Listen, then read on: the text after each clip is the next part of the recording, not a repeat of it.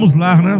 Vamos a essa palavra intitulada batismo com fogo, que na verdade é um apêndice do que vimos falando nas últimas semanas. Achei necessário compartilhar com vocês, embora de maneira breve, sem muito aprofundamento do tema, o batismo com fogo, não é? Um tema necessário, não somente de ser compreendido, mas sobretudo de ser experimentado, né? Provarmos dessa grande bênção e desse grande instrumento de Deus a nosso favor. O batismo com fogo, vocês verão, consiste em um dos aspectos da obra de Deus por meio de Cristo a nosso favor. Ou seja, uma vez que nós cremos pelo testemunho da Escritura Sagrada e também pelo testemunho do Espírito Santo, que nós temos recebido uma salvação eterna. Ou seja, a salvação que nós temos recebido do Senhor, ela é a salvação eterna. Jamais um verdadeiro filho de Deus, no sentido de que ele foi chamado e foi colocado na posição de santificado diante do Senhor, de maneira alguma, alguém que verdadeiramente experimentou e provou o Evangelho por meio do chamamento, poderá jamais perder a sua salvação. A salvação é uma garantia, não minha, não da igreja, não da Bíblia. A salvação é a garantia de Deus.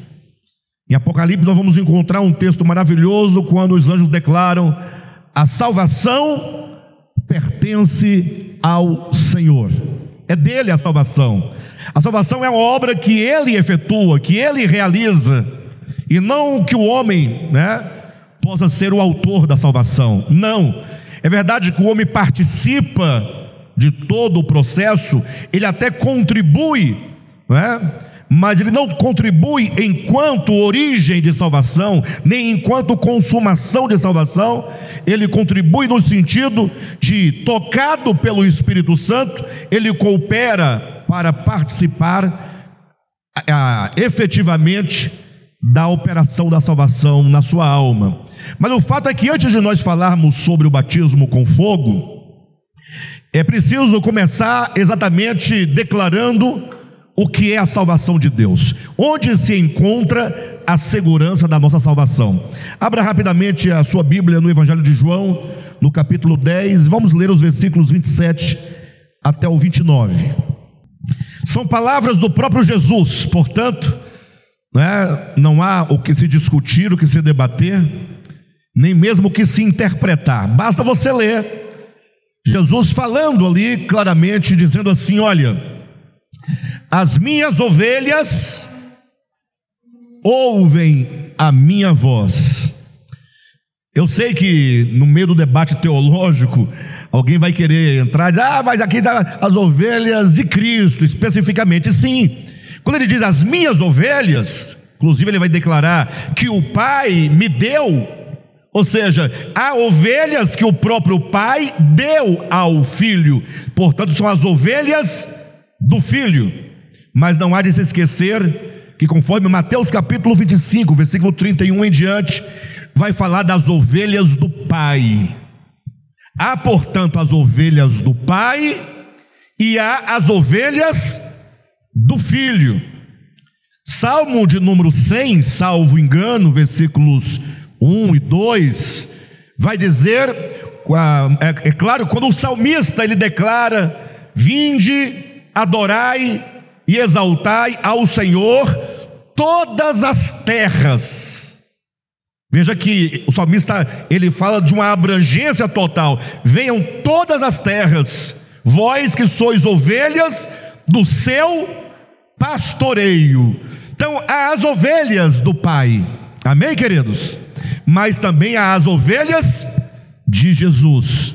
Essa distinção das ovelhas de Jesus se dá exatamente porque o Pai predestinou alguns para o pertencimento ao Filho, de uma maneira peculiar, enquanto corpo de Cristo, enquanto noiva de Cristo, levando em conta a eleição e a predestinação, enquanto sendo algo exclusivo somente àqueles que foram dados pelo Pai ao Filho.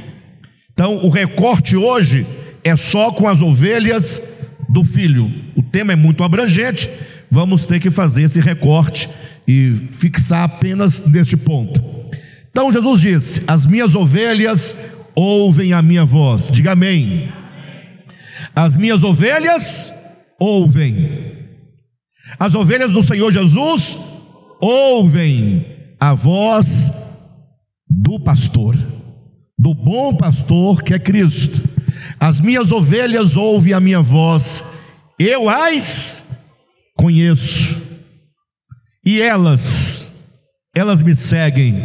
Então o Filho conhece as suas ovelhas, e as ovelhas ouvem a voz do bom pastor, e as ovelhas seguem ao supremo pastor que é Cristo.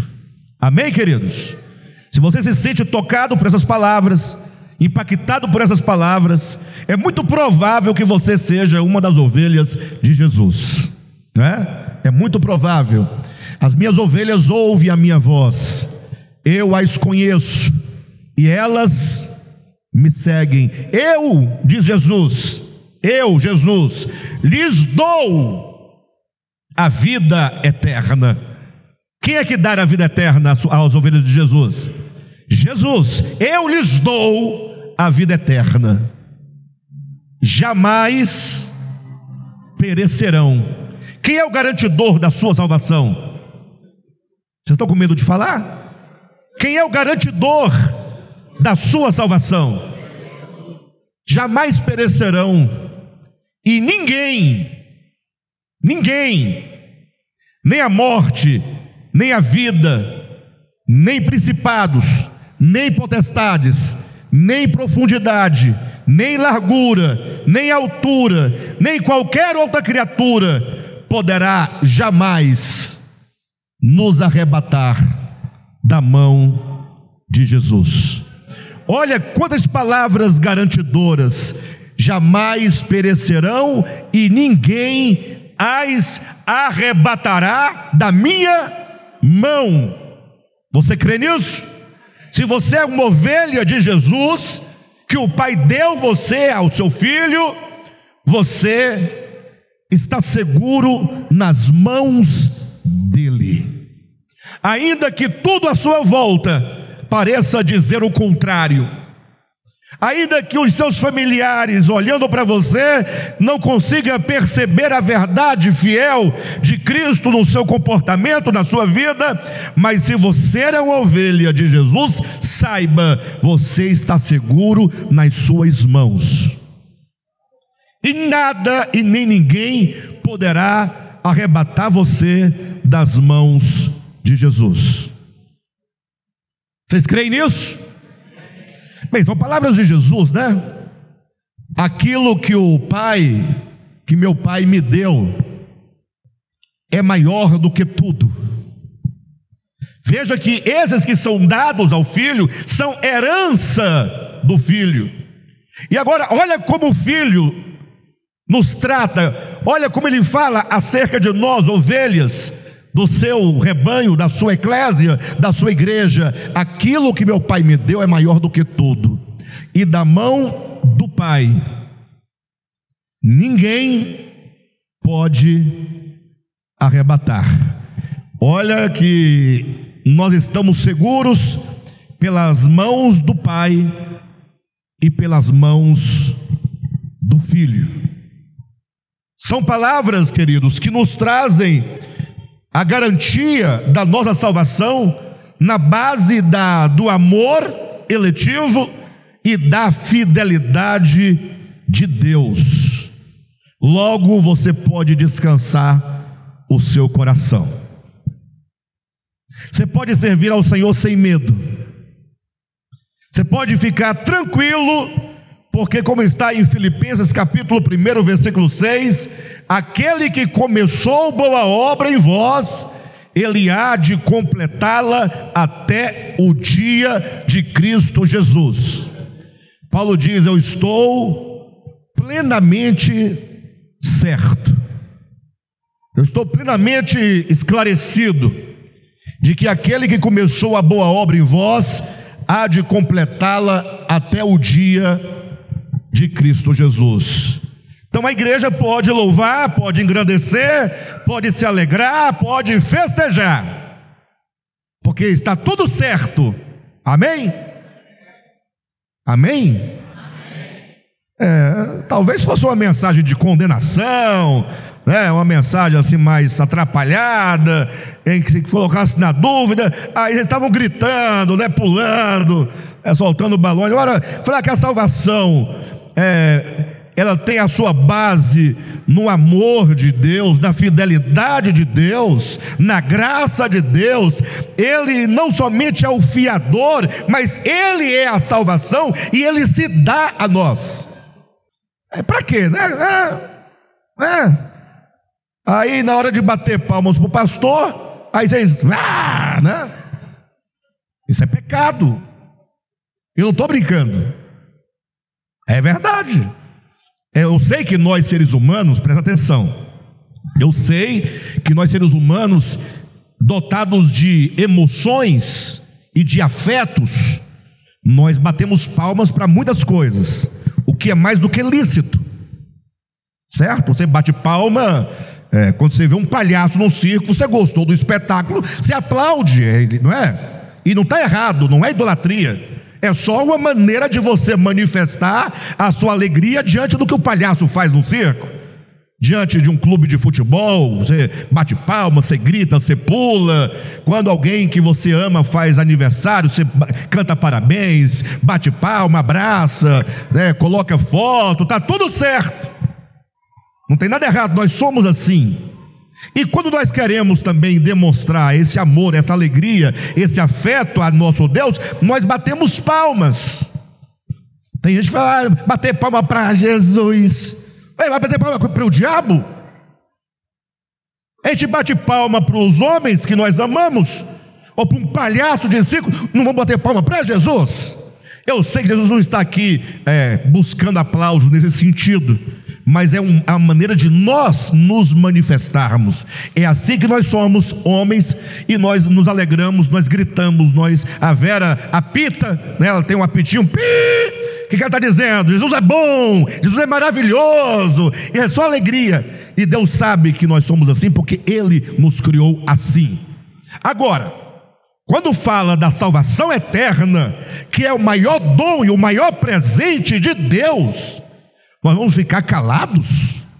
Ou será que as coisas de Deus são tão grandes que nós ficamos paralisados e extasiados, sem reação, tamanha a grandeza que nos toma, aí ficamos sem reação?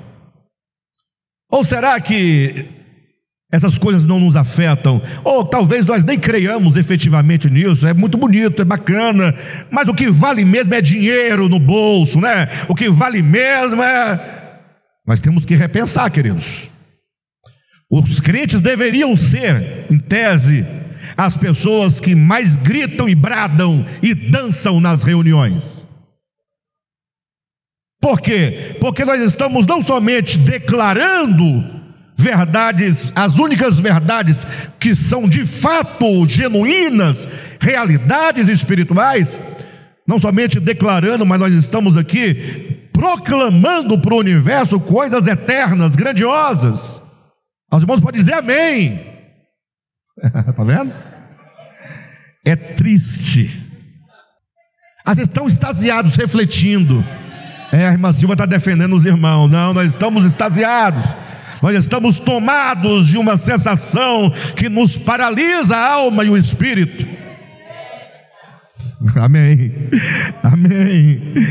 Eu espero que vocês tenham o mesmo comportamento no dia do baile de casais. Amém? Glória a Deus.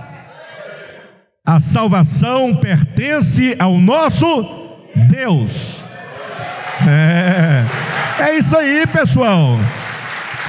Para quem são essas palmas? É para o nosso Deus, porque Ele é bom, é Ele, tudo é dele, tudo é dele. Nós temos que nos alegrar com essas coisas grandiosas, porque são as únicas coisas que valem a pena de fato. Porque hoje o Alexandre, completando 50 anos, ele pode sair aqui e morrer aí na porta. Resolve alguma coisa? Não vai. Eu ia falar que nem cheira nem fede. Fede. Mas o que vale é o quê? É a vida eterna que Ele nos dá. É a vida eterna. Aí vale. Essa vidinha aqui é transitória. A vida eterna é um dom de Deus que de maneira exclusiva e garantidora o Senhor concede às ovelhas que o Pai deu a Jesus. E Jesus agora, Ele é o bom pastor dessas ovelhas, e Ele conhece as suas ovelhas ouvem a sua voz, as suas ovelhas seguem a Ele, e da mão do Pai e das mãos do Filho ninguém pode arrebatar a ovelha de Jesus.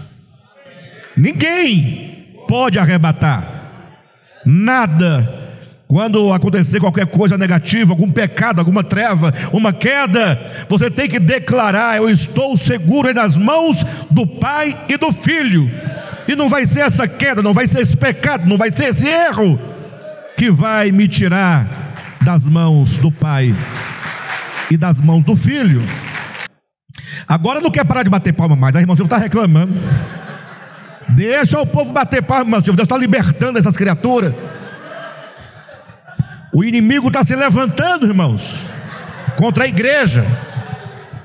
Deixa Deus operar, deixa Deus libertar o povo, destravar. Daí alguém diz: Alexandre, interessante essa mensagem, muito boa. E agora os aplausos cessam de fato. Agora é pensar mesmo, refletir. Agora é a hora. Não, vocês não vão dar conta de bater palma. Agora não vai dar conta mais. Calma. Olha que grande responsabilidade é a mensagem da graça. Você está salvo, meu irmão. Você não tem nem como escapar da graça. Ela te envolve, te toma de todos os lados. E todos os dias a graça vai falar para você: aquele que começou a boa obra há de completá-la até ao dia de Cristo Jesus. Todos os dias a graça está te falando: Ele vai completar a obra. E essa é a grande questão que nos afeta diretamente. É o tal de completar a obra. Queridos, quando Deus decidiu nos salvar eletivamente, quando Deus da eternidade passada te conheceu, te amou, te escolheu, te separou, te predestinou, e no tempo Ele te chamou e te justificou, Ele sabia exatamente quem era você.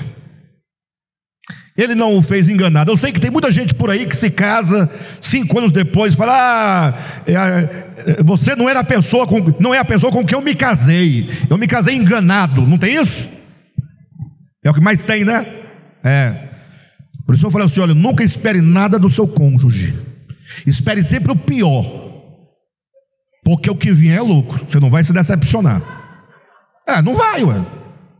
Agora, Jesus não. Deus, quando Ele escolheu a você, Ele sabia exatamente que você é um atribulado.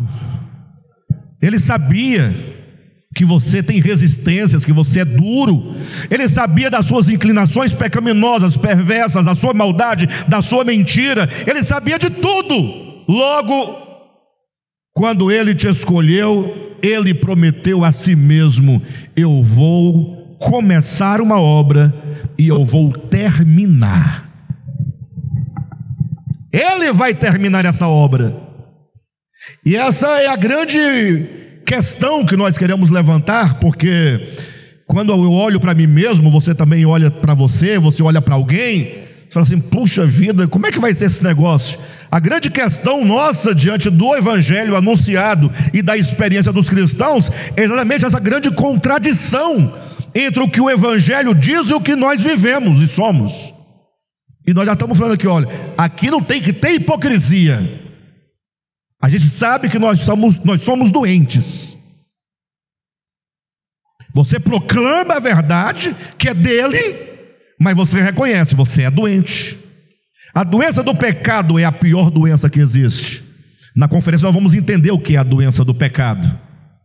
Porque quando se fala doença do pecado, logo você está pensando em quê? Em um boteco, música sertaneja, passaram até Tim Maia aqui hoje, vocês ouviram? Que pecado, no altar. É, Josué, está difícil, no altar. É altar porque é alto, né? Se for porque é alto, e não é tão alto assim também, não, é um altinho, né? Mas não é isso. Nós somos todos tomados por uma doença humanamente incurável. Só Deus pode nos curar completamente. Essa doença tem vários sintomas e várias manifestações e várias crises elas causam em nós e nos afeta em toda a nossa vida, em toda a nossa existência, em todos os nossos relacionamentos. E o Senhor então, quando Ele se propõe a efetuar essa obra em nós, de cura, Ele o faz ao longo de um grande processo. Enganam-se aqueles que, tomando as palavras da Bíblia, que afirmam categoricamente que nós somos salvos, para pensar que nós estamos plenamente salvos. Não. A Bíblia afirma, é verdade, mas quando ela afirma enquanto palavra de Deus, é Deus declarando. E como Deus não está no tempo nem no espaço, como Deus é atemporal, como Deus é infinito, porque nele existem todas as coisas, ora, logo, tudo o que Ele declara é já consumado. Só que eu estou no tempo, eu estou aqui vivendo cada segundo, cada minuto, cada hora, cada dia, cada semana, cada mês, cada ano. E logo eu estou dentro de um processo de salvação. A salvação se processa organicamente dentro de nós, nos ganhando a cada dia. Agora lembre-se de uma coisa: a salvação, ela acontece em nós na mesma proporção em que se destrói dentro de nós o pecado. Ou seja, pense você num copo com água suja. Pensaram? Imagine que fosse ali o homem na condição de pecado. Aí você coloca agora esse copo com água suja, cheio, debaixo de uma torneira, e a torneira vai ficar apenas pingando água pura, água cristalina. Quando começar a cair aquelas gotas dentro daquela água suja, já começou o processo de purificação da água, mas a água já está limpa. E na medida que a água vai caindo, água limpa, vai saindo água suja, sim ou não? Na medida, é na mesma proporção. A salvação não é algo estanque, não é algo que acontece como que num passe de mágica. O camarada aceita Jesus, ajoelha, recebe a oração, agora estou salvo. Não, você começou o seu processo de salvação. Por isso que é dito, né? Aquele que começou, há de completar. A obra de salvação, ela tem um começo e ela tem um final. E nós participamos do processo. Em que medida nós participamos do processo? Conforme Paulo diz: desenvolvei a vossa salvação com temor e tremor. Ou seja, nós respondemos positivamente ou respondemos negativamente à graça de Deus. Eu sei que tem umas pessoas que não concordam. Não, a graça de Deus, ela não pode ser negada, porque ela é a graça, como é que fala? A graça eficaz. Não, a graça é eficaz, eu não tenho dúvida. Agora, olha para a sua vida. Como é que a graça não pode ser negligenciada ou rejeitada se você a rejeita e negligencia todo dia? Ou não? Porque a graça quer nos levar completamente para Jesus, e nós ficamos com resistência. Hoje não, agora não, eu não posso, tem coisa para fazer, tem coisa para realizar. Buscar em primeiro lugar o reino de Deus, deixa para eu ficar velho. Por enquanto é o reino da terra. Agora, quando diz que a graça é eficaz, quer dizer, você pode até responder negativamente à graça de Deus hoje, mas você não conseguirá rejeitá-la eternamente. Essa graça de Deus vai te vencer. Ela vai te vencer. Você pode driblá-la hoje, você pode fugir dela hoje, mas só pode fazê-lo no tempo, num curto espaço de tempo. Logo, logo, o Senhor vai criar todas as circunstâncias necessárias para você se entregar voluntariamente à graça de Deus. Deus falou: Jonas, vá pregar em Nínive. Jonas disse: eu não vou. Eu não vou. Você sabe por que Jonas não foi? E eu acho que Jonas tinha uma certa razão, do ponto de vista da carne, né? Da maldade. É muito simples, é mais ou menos como se, porventura, não é? Deus chegasse lá para um iraniano, ou para um palestino hoje, e falasse: olha, vai lá em Israel e diga para eles se arrependerem, porque se não se arrependerem, dentro de 40 dias eu vou destruir Israel. Ora, o que o palestino quer? Que Deus destrua Israel. Uai, nós estamos tentando, estamos conseguindo. Aí Deus vem e destrói para nós, é uma maravilha. O iraniano quer que destrua ou não quer Israel? O iraniano quer ou não quer? Vocês estão ouvindo a situação? Aí Deus fala para o iraniano: vai lá em Israel e prega que eles devem se arrepender, porque se eles não se arrependerem eu vou destruir. Aí o iraniano vai. Vai uma conversa. Mas é profeta. Sou profeta, mas não sou doido nem tonto. Logo Jonas foi enviado a pregar para um dos seus principais inimigos, ou o principal dos inimigos do seu povo. Aí ele falou: não vou. E para provar que ele não ia, ele tomou um caminho contrário ao de Nínive. Ele pegou um navio numa direção oposta para provar que ele era capaz. E ele foi? Não foi? Como não foi? Foi. Então ele resistiu à graça de Deus, ainda que por um curto período de tempo. Porque se eu fosse Deus, quando ele pensasse em ir para Tarsis, eu colocava uma diarreia nele, aguda, aquela que é bem quente, que desce na forma cônica, de cone. Não tem dessas não? Eu já passei uma situação difícil. Uma vida eu passei uma situação difícil, irmãos. Misericórdia. Eu entrei num banheiro que não tinha como se virar dentro dele.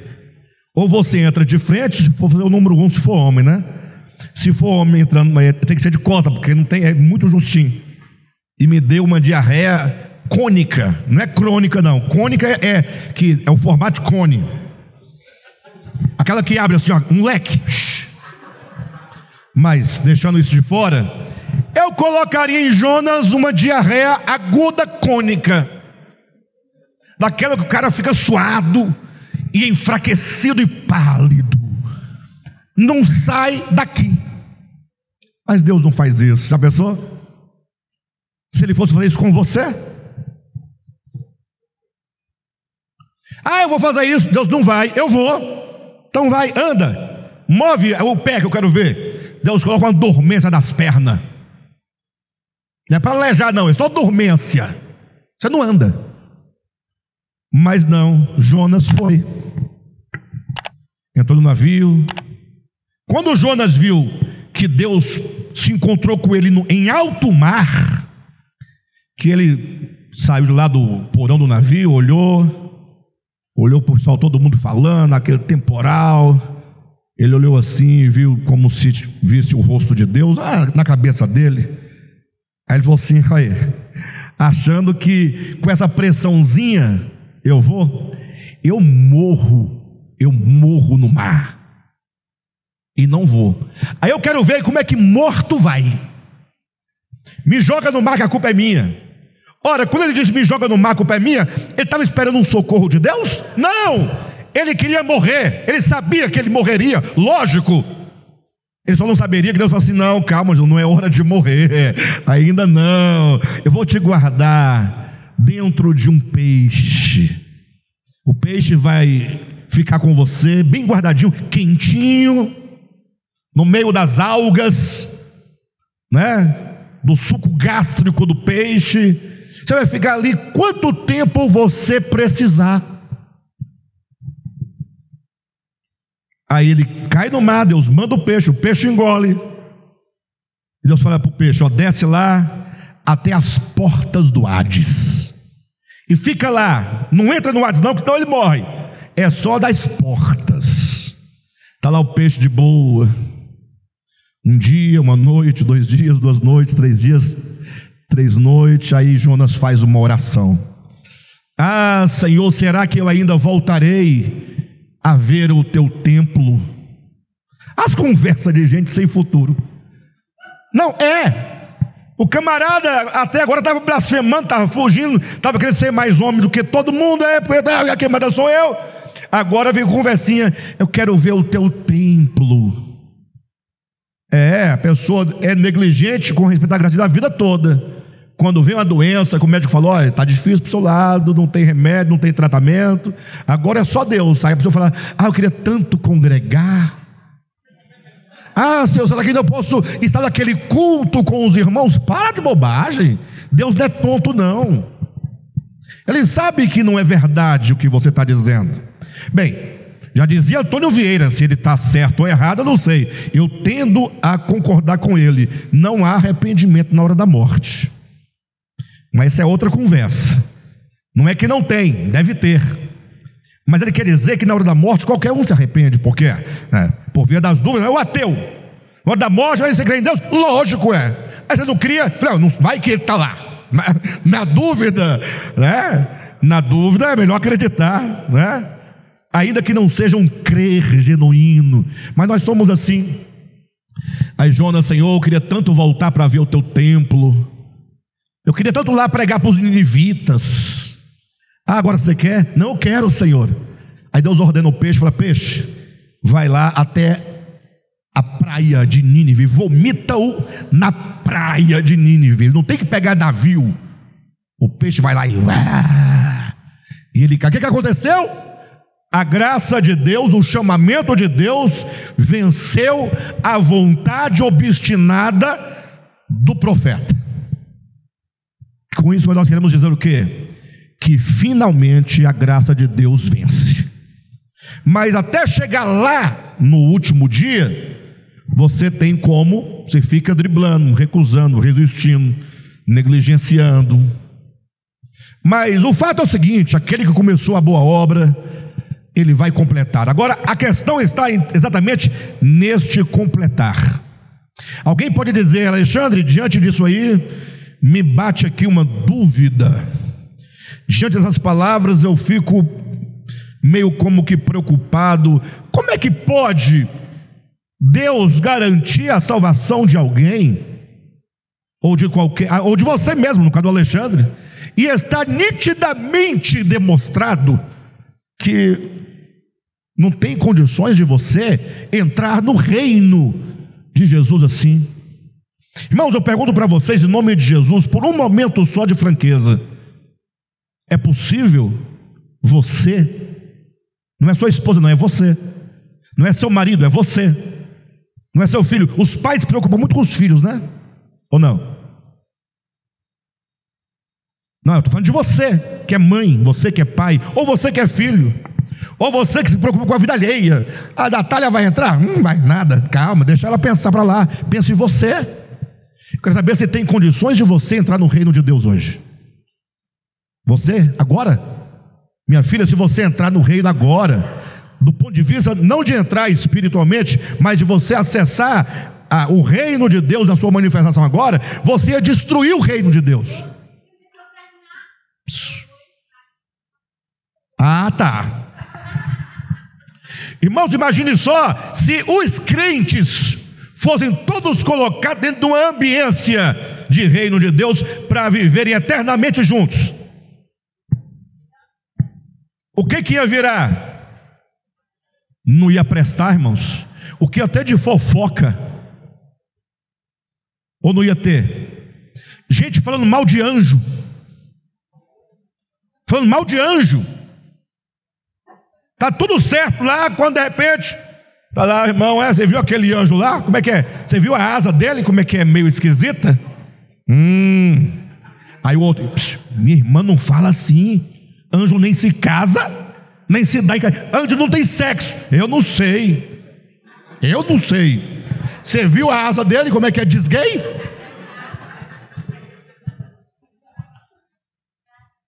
Não tem isso não? Se tem aqui, não vai ter lá? Para. Irmãos, é qualquer lugar, é qualquer igreja, é qualquer povo.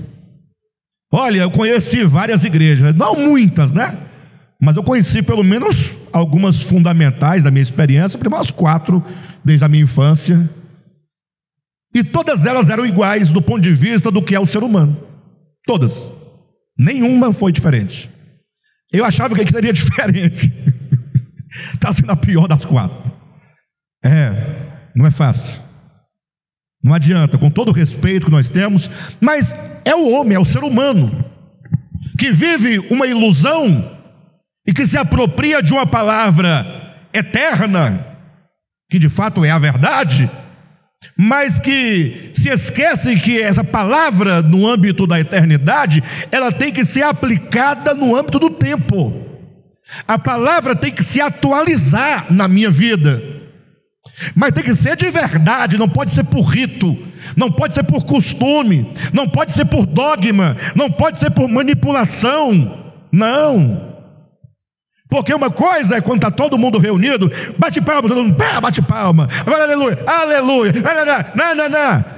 Agora na sua casa, na sua vida, na segunda-feira, na terça, na quarta, no seu quarto, só você e tua mulher, só você e o seu patrão, só você e os bens do outro, só você, quando não tem ninguém, você não está no controle da religião, no controle da igreja, no controle do pastor, no controle de ninguém, você funciona como o quê? Não precisa ir longe, basta pegar Mateus 5.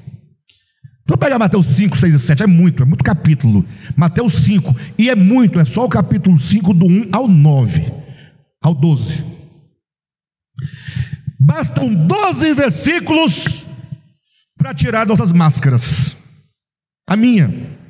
Eu não sou aquele pregador que fica, vocês, se convertem. Não, as nossas, a minha, a de vocês e a de todo mundo. Alexandre, o que diz lá em Mateus capítulo 5, do 3 ao 12? Bem-aventurados mansos. Acabou. Não precisa pegar o capítulo do 3 ao 9, não. É só o 3.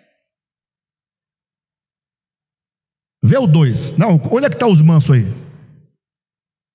Qual que é o versículo dos mansos? Pronto, é o versículo 5. Basta o versículo 5 para acabar com tudo. Bem-aventurado os mansos. Por quê? Herdarão a terra. E por quê? O que tem a ver ser manso com herdar a terra? É porque a terra é objeto de disputa. E quando entra a disputa de propriedade, de bens, de coisas, entra o quê? A violência. Toda sorte de violência, seja você matar alguém para tomar a sua terra, seja você entrar com um processo judicial para tomar a terra, seja uma família que agora ela se dissipa por briga entre os herdeiros depois da morte dos pais por um pedaço de terra, é herança. Tem coisa que dá mais briga do que herança? Tem? Não tem.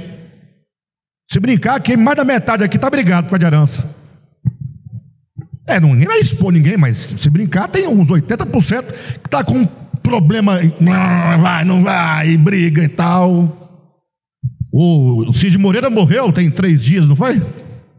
Pois antes de ele ser sepultado, a briga começou na justiça. Antes de ser sepultado, entraram com o inventário. Opa, bloqueia porque tem gente roubando, se apropriando. Antes de sepultar o cadáver. Cadê os mansos? Bem-aventurados os mansos. Alguém fala, não, eu conheço uma pessoa mansa. Você conhece uma pessoa lerda, mansa não. O lerdo é aquele que fica, né?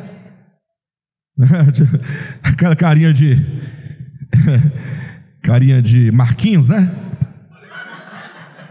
Vai pregar, né? Aí, pois é, irmãos. Vai. Esse povinho assim, tio Marquinhos. Rapaz, não brinca não. Quando o diabo sai da garrafa, é falta de oportunidade de uma manifestação. Ele fala, não, mas ele sempre foi mansinho assim, então é falta de oportunidade. Quando a oportunidade chegar, aí você vai ver quem é o ser humano. Não é só ele não, tem muita gente por aí lerdo também. Ou melhor, não, ele não é lerdo, eu não disse isso. Eu falo. Ô Marquinhos, me perdoa. Não, mas ele pode ser um manso, eventualmente pode ser um manso. Mas se Moisés da Bíblia diz que era o homem mais manso da terra, tacou o pau na rocha, logo eu não confio nesse povo manso. Quem está entendendo, pessoal? O fato é que nós temos que parar por um momento e falar, Senhor, essa obra de salvação está garantida, no âmbito da palavra eterna, está tudo certo, mas a palavra tem que atualizar na minha vida. E aqui está o grande problema da nossa experiência, de uma experiência real, concreta e profunda com a palavra de Deus. Se eu conseguir fazer os irmãos entenderem somente isso, no Espírito, teremos ganho esta manhã. A palavra no âmbito da eternidade. Alexandre, o que é a palavra no âmbito da eternidade? As minhas ovelhas ouvem minha voz, elas me seguem, jamais perecerão. A garantia são as mãos do Pai, são as mãos do Filho. Está tudo certo. Então eu estou salvo. Pelo texto eu estou. Ou sim ou não? Só que aqui na minha vida prática, no cotidiano, o pau está quebrando, ou não está? Fala. Crente deve e não paga. E são muitos. Tem uns que são tão cara de pau que às vezes na cantina da igreja, aqui nós não temos cantina, aqui o lanche tudo é nosso, que ninguém vende lanche. Mas não tem igreja que tem cantina? Tem gente que tem dívida na cantina de anos e não paga. Na igreja, o que ele não vai fazer com os mascates que vende panela na rua? Se da igreja ele não paga o lanche e o mascate, não, é só pensar. Mas nós somos nós. Somos nós. Tem gente que paga tudo certinho, mas gosta de fofocar, de conversar, levar conversa, não tem? É o que mais tem. Crente que murmura, crente que reclama, crente cheio de doença, não tem, mas ele inventa uma. Crente mole, homem que dentro de casa não serve para nada, mulher que em casa vira cacique, acaba com tudo. Filhos desobedientes aos pais. O trânsito nos prova todo dia. O trânsito é terrível. Eu estou tentando agora, porque sempre que eu passava, que eu via uma situação, eu passava e olhava para a pessoa, para ver se ela se ligava. Entenderam ou não? Agora eu sei que eu vou olhar, eu falo, Senhor, eu não quero olhar, não vou olhar. Só que o coração está torcendo para olhar. Bem, mas já é um lucro, né? Já estou olhando. Não resolveu muito, porque a vontade é de olhar. Mas uma hora eu vou passar sem perceber essas coisas, me libertar dessas tranheiras todas de maldade do coração. Quem está entendendo?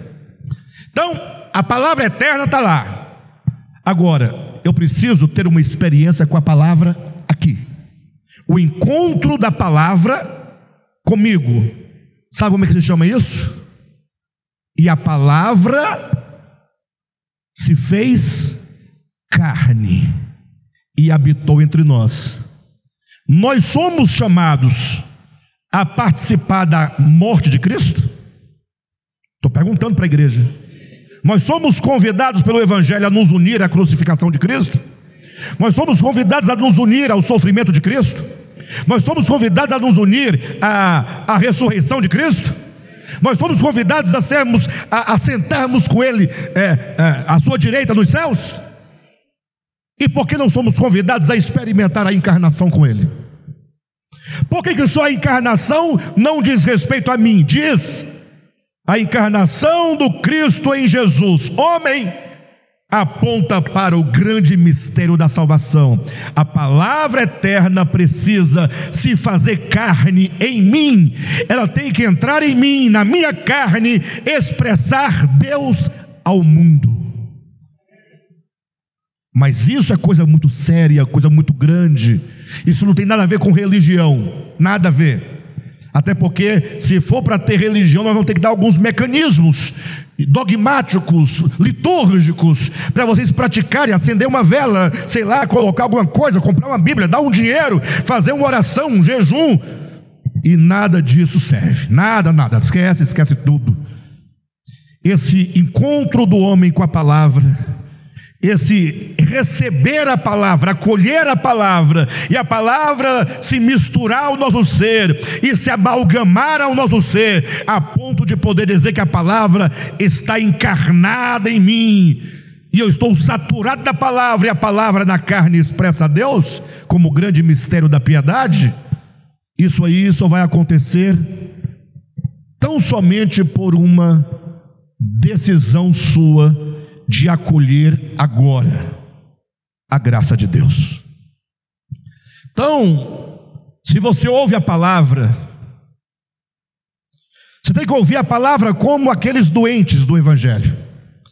Todos aqueles doentes do Evangelho, o cego paralítico, o morto, qualquer um, todos que foram alvos de uma cura de Deus. Aqueles doentes do Evangelho, ou dos Evangelhos, eles não são bem-aventurados sobre todos nós, não.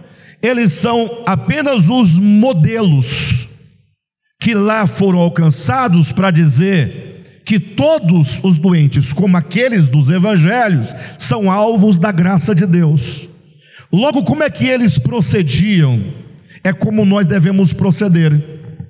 Quando Jesus pergunta para aquele homem no tanque de Betesda, aquele enfermo: queres ser curado? Imagine Jesus entrando aqui agora e perguntando: ô Paola, você quer ser curada? Paola, de quê? Mas não estou entendendo. Está doente? Não está doente. Chegou da Europa agora? Foi? Ela sem graça foi? Da Europa, hein? Oh, maravilha. Chegou sadia, boa, tranquila, empregada. Emprego público, não perde emprego público, não perde, tudo certinho. Daqui a pouco vai estar nova aposentada. Começou cedo. Quer ser curada? Aí ela: mas Senhor, de quê? Não, quer ser curada? Sim, Senhor, eu só tenho um problema, que quando tal, mas reconhece a enfermidade. Jesus chega para o cego de nascença, lembram? Ele pega, faz o lodo. Por quê? E coloca nos olhos do cego. Por que não cura logo o camarada? O cara já é cego.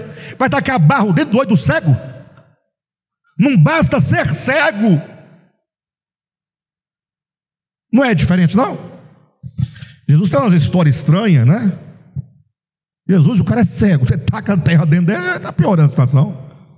Não é porque, como ele é cego de nascença, ele nunca enxergou, de modo que aquilo que a pessoa nunca teve não lhe faz falta. Nunca teve. O pobre não tem dinheiro, né? A vida dele é uma correria só. Então, quando falta dinheiro, é normal, está tudo certo. Agora, deixa o camarada ficar rico, milionário, do dia para a noite perder tudo. Aí ele vai sentir falta, aí ele vai ter um impacto. Sim ou não? O cego nunca viu, ele nem sentia os olhos, porque para nada servia as bolas dos olhos, nada. Aí Jesus fala: não, mas eu tenho que colocar algo nos olhos para que ele comece a perceber a necessidade, sentir que ele tem olhos, precisa sentir a necessidade de usar os olhos. E aí aí ele começa a sentir, e agora? Aí ele começa a meter a mão nos olhos, que antigamente nem passava a mão nos olhos. Agora você vai ao tanque de Siloé lavar os seus olhos. Então, os doentes do Evangelho, eles eram todos levados a reconhecerem as suas enfermidades. Não é sem razão que Jesus vai dizer para os fariseus e escribas: os sãos, ou aqueles que se acham sãos, não precisam de médico, mas eu vim para os doentes. Os doentes sim precisam de médico.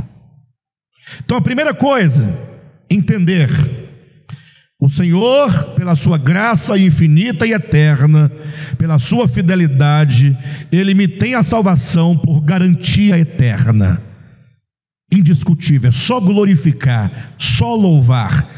No final vai dar tudo certo.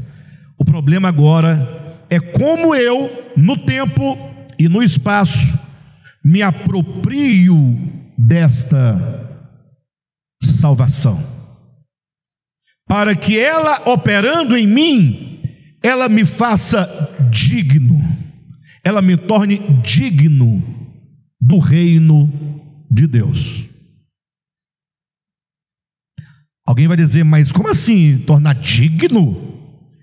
Alexandre, ninguém tem dignidade. Isso é verdade. Você não é digno, eu não sou digno.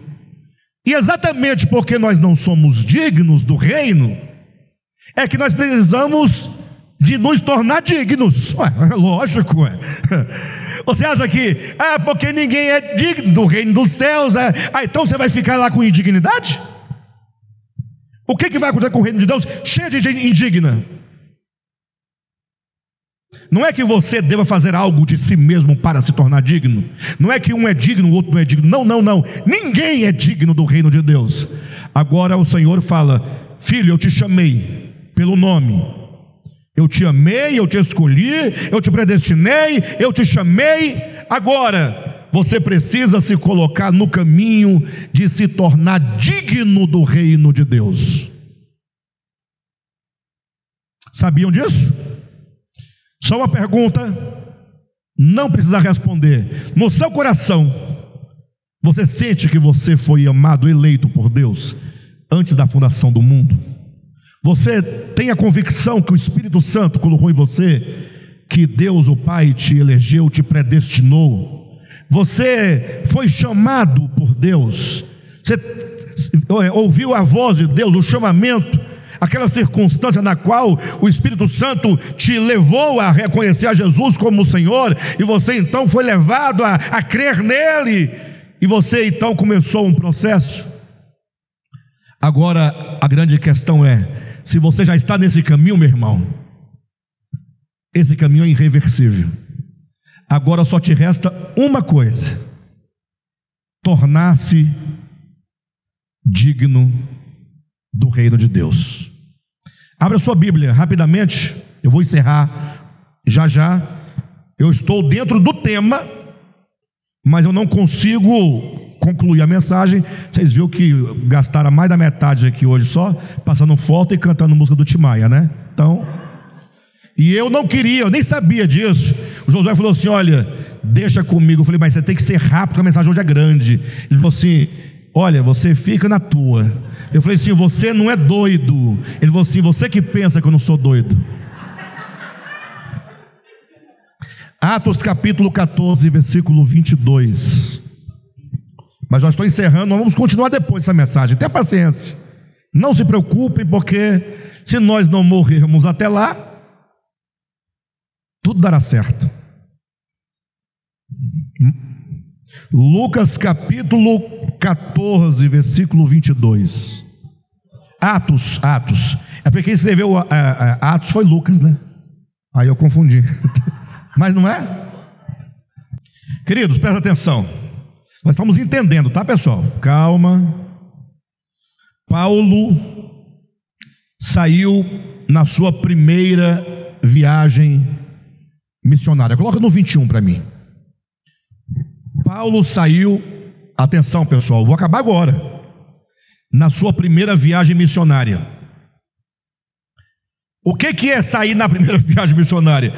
Paulo foi enviado enquanto apóstolo, saiu fazendo um itinerário, passando por várias cidades, pregando o evangelho do reino de Deus, da graça de Deus. Então ele chegava na cidade, pregava o evangelho, se convertiam ali 10, 15 pessoas. Aí Paulo ficava um tempinho com eles, aqueles irmãos ficavam se reunindo numa casa, e Paulo seguia para a próxima cidade, pregava lá, se convertia mais 20, 30 pessoas. Aí Paulo ficava lá uns dias com ele, o povo ficava em casa congregando, nas casas, e ele seguia a viagem. Então ele tinha um itinerário. Quando chegou no final do seu itinerário, ele tinha que retornar para a igreja dele, de origem, que era a igreja de Antioquia. Só que ao invés de ele pegar e voltar para a igreja de origem, não, ele voltava refazendo o itinerário de trás para frente. Entenderam ou não? Então, se na ida ele foi pregando, anunciando a graça de Deus, o que ele ia fazendo na volta? Olha o texto. E tendo anunciado o evangelho naquela cidade, e feito muitos discípulos, voltaram, no caso aí era Paulo e Barnabé, voltaram para Listra, é uma cidade, Icônio e Antioquia. Então eles estão refazendo o itinerário de trás para frente. Próximo versículo. E o que ele ia fazer na cidade? Agora ele ia pregar? Não. Ele passava lá no grupo dos irmãos que haviam se convertido, fortalecendo a alma dos discípulos. Olha que palavra, irmãos. Fortalecendo a alma dos discípulos. A gente costuma ler a Bíblia e ir adiante achando que a palavra fortalecendo está aí por acaso. Não. Por que a alma do discípulo precisa de ser fortalecida? Porque vem paulada. Vem paulada. Não é menino criado com vó, não. Tomando iogurte, danoninho. Não. É coisa séria. Fortalecendo a alma dos discípulos, exortando-os a permanecerem firmes na fé. Irmãos, fiquem firmes na fé. Sejam fortalecidos pelo Espírito Santo, pela palavra de Deus, e mostrando que através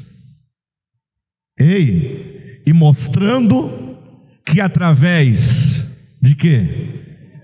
De algumas tribulações, e mostrando que através de poucas tribulações, e mostrando que através de muitas tribulações nos importa entrar no reino de Deus.